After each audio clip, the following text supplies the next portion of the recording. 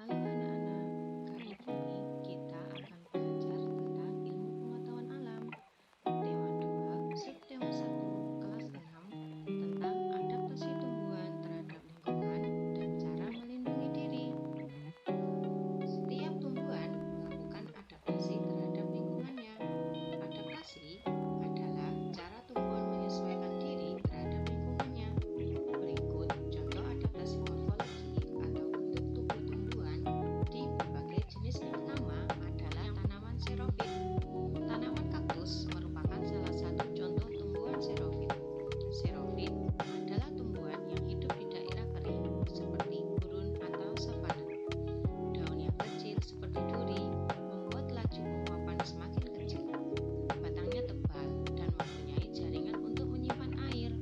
Akarnya panjang dan menyebar untuk mempermudah memenuhi kebutuhan air.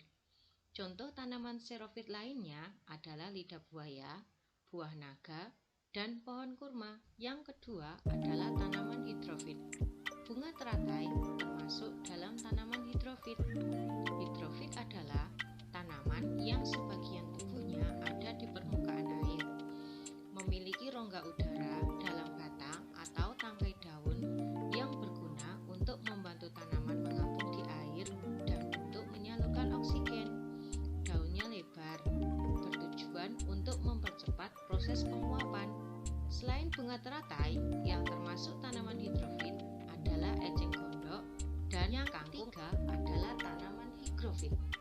Tanaman pakis adalah salah satu tanaman higrofit. Higrofit adalah tanaman yang hidup di daerah lembab. Batangnya umumnya tidak tampak karena terdapat di dalam tanah. Seluruh jumlah daunnya menjadi lebih banyak, tipis, dan lebar untuk meningkatkan laju penguapan air.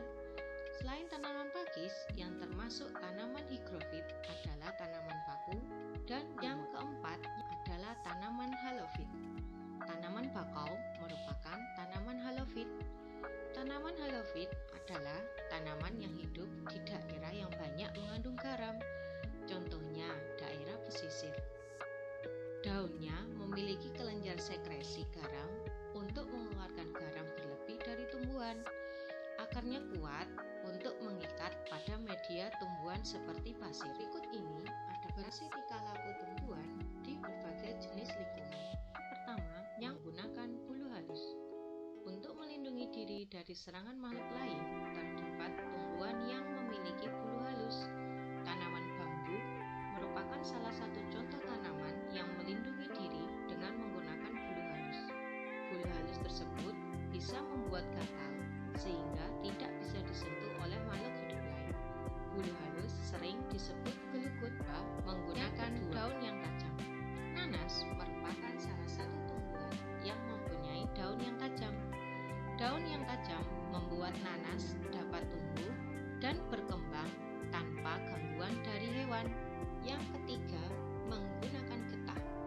Selain berfungsi sebagai media transportasi fotosintesis dan unsur hara ke dalam pembuluh darah angkut, ternyata getah juga dapat berfungsi sebagai sistem pertahanan diri tumbuhan. Bagian tubuh hewan yang terkena getah menjadi susah bergerak dan rusak. Pada beberapa tanaman, getah juga dapat menyebabkan penyakit. Contoh tumbuhan yang melindungi diri dengan getah yaitu nangka, pepaya, tanaman karet, dan sawo. Yang keempat, menggunakan racun. Sebagian tumbuhan memiliki toksin atau racun yang digunakan untuk melindungi diri dari serangan makhluk hidup yang lainnya. Racun bisa membuat pemangsa merasa sakit hingga mengalami kematian.